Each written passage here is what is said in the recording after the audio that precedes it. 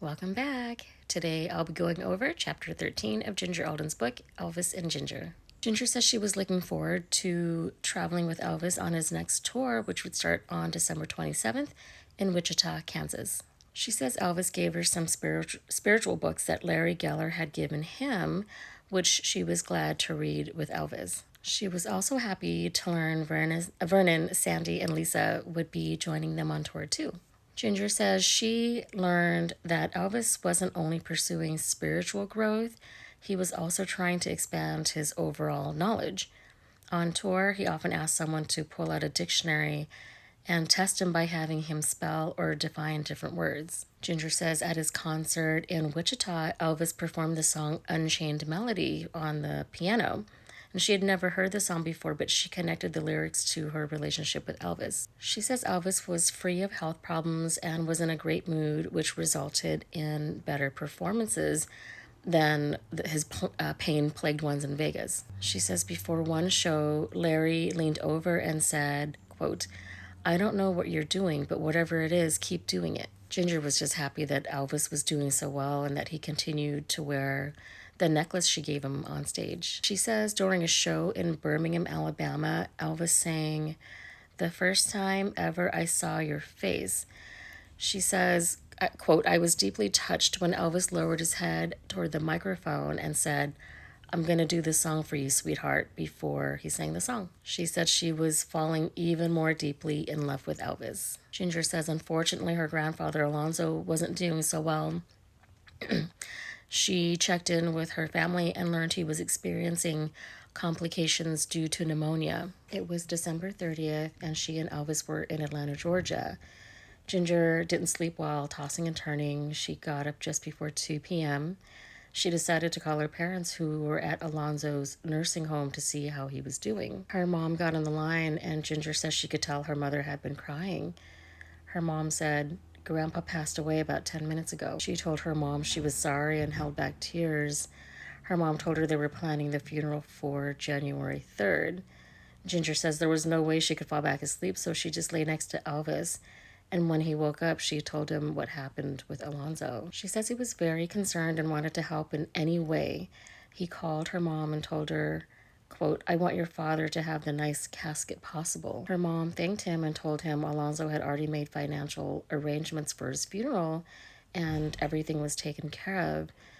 Elvis assured her that Ginger would be at the funeral. During Elvis's show that night, Ginger remained deeply sad, hurting for her mother and grieving that she hadn't been able to see her grandfather one last time to say goodbye. On their flight to the next stop in Pittsburgh, she says Elvis encouraged her to share stories about Alonzo, and he asked questions which she answered, and she even found herself laughing with Elvis over some of the stories. Ginger says, quote, "I knew that Elvis had a show coming up, and I didn't want my grief to affect his mood. I put on a brave front and was determined to keep a smile on my face." The next evening at their hotel in Pittsburgh, Elvis picked out 2 outfits for that night's show. One with multicolored blue stripes and the other with the image of a black eagle on its front and back. He asked her which one he should wear. Ginger says she was very flattered Elvis would want her opinion on something this integral to the show. And since it was New Year's Eve, not just a regular show, she picked the one with the eagle, which she called the symbol of America. Ginger says the energy of the show that night was supercharged and it helped lift her spirits. There were chairs placed on the side of the stage for Vernon, Sandy, Lisa, and Ginger. And she says Lisa sat on her lap during the show and Ginger wrapped her arms around her. Elvis introduced Vernon and Lisa to the crowd, and Ginger helped Lisa stand up so the audience could see her. Elvis also dedicated a song that night to Vernon, Lisa, and Ginger, Unchained Melody. Ginger says the show was great, and the evening got better when they returned to their hotel room, and Elvis got a phone call from President Jimmy Carter. The president wanted Elvis to, quote, "serve as a special advisor to the youth of America." Elvis was honored and touched by the request. Isn't that interesting? Remember, early in Elvis's career, they saw Elvis as a threat to American youth, and now is being asked to be a special advisor. Anyway, Ginger describes being on the road with Elvis as amazing, and every morning she'd have to remind herself what town they were in. Ginger says on the way back to Memphis, Elvis told her he would have a 6-week break from doing shows. And he was down because the tour was over and Lisa was going back to her mom's in Los Angeles.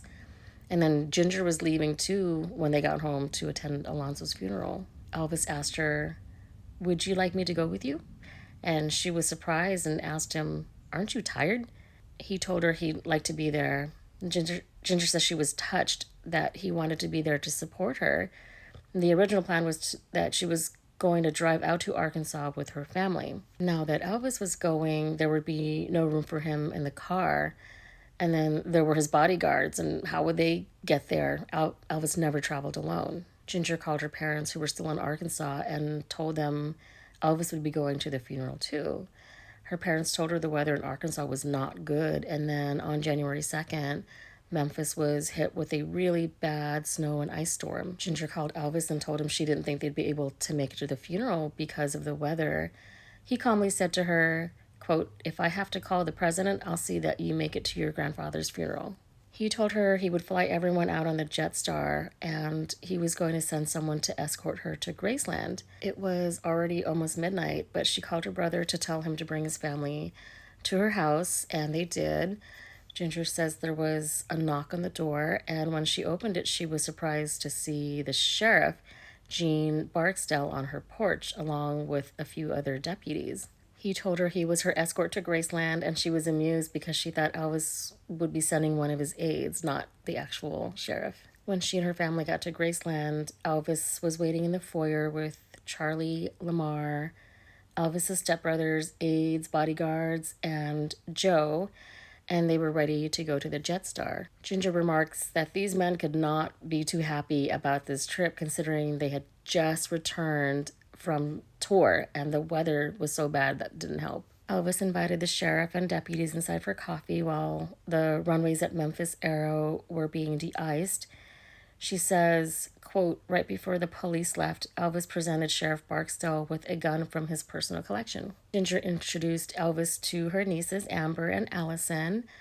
Elvis realized that the Jetstar would not be able to accommodate all these people and ended up chartering a Learjet out of Nashville for her brother and his family and a few others. Ginger and her sisters flew out on the Jetstar with Elvis and the entourage, and it was a bumpy ride. They were to land in Harrison, Arkansas, but weather conditions were really bad and they had to abort on the first attempt.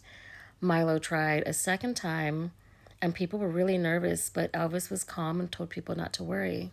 Ginger says, quote, "Deep down, I didn't really think anything bad would happen either because we were with him. During my time with Elvis, I had begun to believe he truly was special and that God wasn't going to let anything happen to him." I remember in Priscilla's first book and in Linda's book, they share a similar story about a scary plane ride with Elvis, but they felt safe with him. Anyway, Ginger says Milo ended up landing the plane safely, but told Elvis Ginger's brother's plane had to be diverted 90 miles north to Springfield, Missouri, because their plane's braking power wouldn't be able to handle the short runway there. Ginger says her parents greeted them when they exited the plane, and then Elvis had the Jetstar fly to Missouri to pick up the rest of the family. They all took rental cars to the Ramada Inn, where her parents and other family members were staying. That night, she and Elvis spent some time in their own room reading before getting some rest. Ginger says the service was set to begin at 10 a.m. and was being held 25 miles away in a small town called Mount Sherman. She was worried that this early start time might be difficult for Elvis. In the morning, Elvis ordered breakfast and didn't seem to be too concerned with time, even though it was nearly time to leave for the service. Ginger says Al Strada brought their food and Elvis turned on the TV. And there was a knock on the door, and it was Ginger's mom. She was there to tell them that the state police made an effort to make the roads more passable for them. Then her mom noticed the breakfast in front of them, and Elvis was still dressed in his robe, and she reminded them of the time. Elvis and Ginger quickly finished their breakfast and got ready. Her parents offered Elvis the Lincoln Continental he had given them, saying they would just take one of the rental cars, and Elvis accepted. Ginger sat up front with Elvis while Charlie, David, and Ricky were in the back seat, and Joe drove to Mount Sherman. She says the drive there was scary because of the icy roads. Elvis said, "If I can land my jet on that icy runway, I can also land on top of that mountain." They finally arrived at the church, at the small church. They were 15 minutes late.